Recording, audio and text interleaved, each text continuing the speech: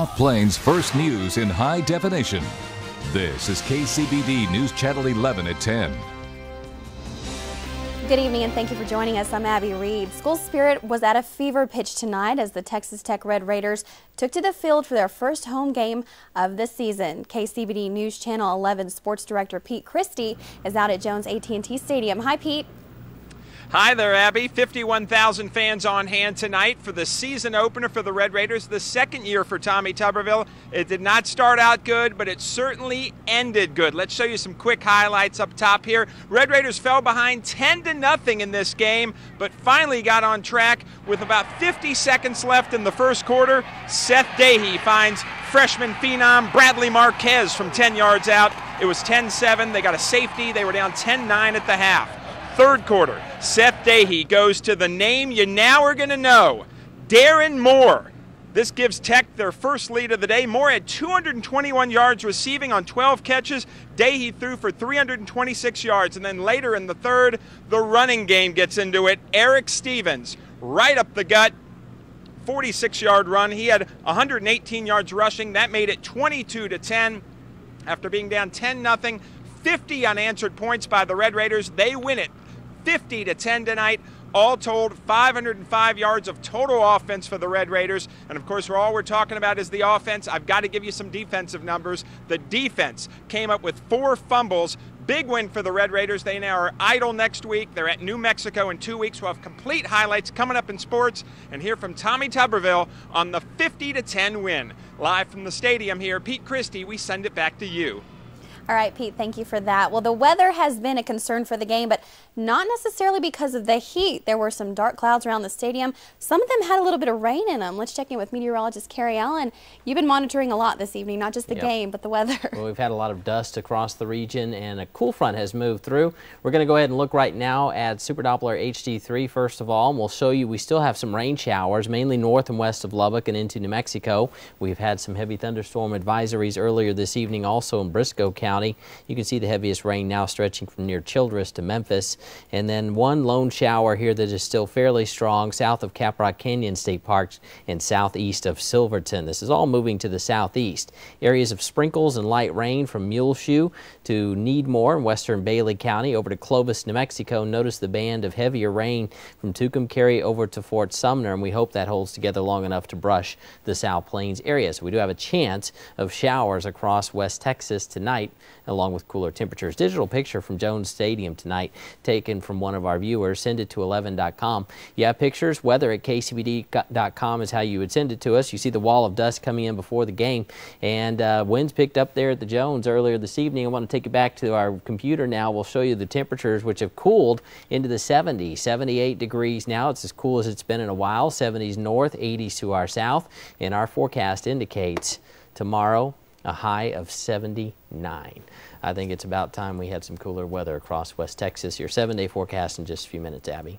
All right, Carrie, thank you. Well, before the game ever kicked off, Texas Tech fans were gearing up for tonight just outside of Jones AT&T Stadium. KCBD News Channel 11's Alex Butler spent the afternoon with some tailgaters and has more. Game day! That's what I said. Game day! Woo! The red and black is back out. Best thing about Texas Tech football, going to tailgate and winning every single game. Raiders!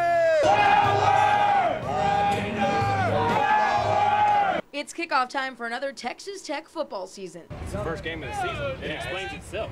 It's just football season. It's just started. It's back. Which means Raiderville once again has students in tailgate mode. For our tailgate, we had to have the TV, Cold beer, beautiful women, the Xbox, alcohol, food, my friends, sound system for the iPod, and obviously the grill. The satellites and flags were up. Even the dogs were out in red and black.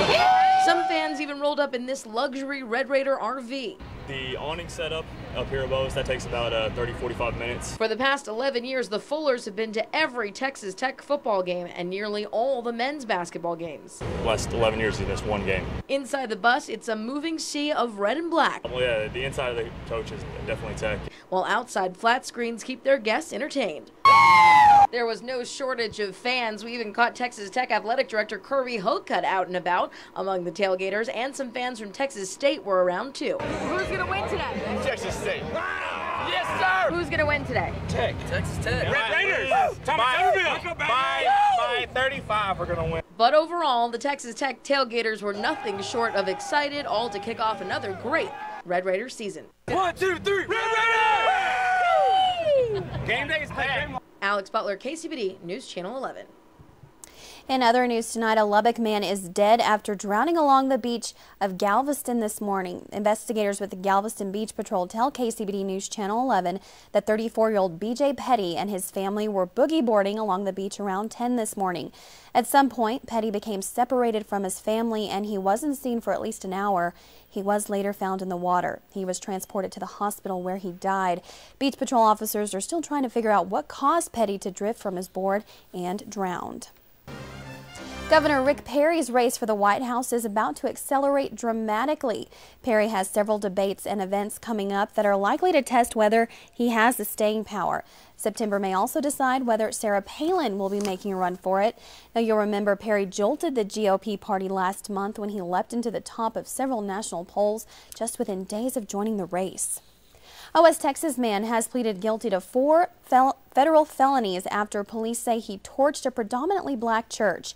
Stephen Cantrell is accused of setting the Faith in Christ Church on fire back on December 28th of last year. The church, which is located in the town of Crane outside of Midland, was completely destroyed in the fire. Investigators say Cantrell is a member of the white supremacist Aryan Brotherhood of Texas. He has pleaded guilty to destroying religious property and federal weapons, arson, and hate crimes. Cantrell faces up to 35 years in prison. The wildfires burning near Possum Kingdom Lake are now more than 50% contained. Air tankers from California skimmed 1,400 gallons of water at a time out of the lake. They then dumped them on hot spots that continue to smolder. Planes and helicopters are expected to keep dousing those hot spots throughout the weekend. The fire, which is west of Fort Worth, forced residents from their homes, but most all have been allowed to return. DPS troopers will be ramping up patrols this Labor Day weekend, so be on the lookout. DPS Corporal John Gonzalez says last year more than 700 people were arrested for DWI during the Labor Day weekend. He says drunk drivers will be their main focus this weekend, but they will also be out looking for speeders. In fact, last year they handed out nearly 1,200 speeding citations. Encouraging people to slow down, buckle up everybody, buckle up all the little ones in the vehicle when you're traveling. And most of all, be responsible when you're drinking and don't get behind the wheel. And Gonzalez also says they're working with local law enforcement to provide high visibility, which they certainly hope will serve as a deterrent. And as we enter the Labor Day weekend, a reminder, Lubbock city offices will be closed on Monday. Regular businesses will resume their regular hours Tuesday, September 6th. All emergency services will continue without interruption. Tuesday's regularly scheduled trash collection will take place on Wednesday.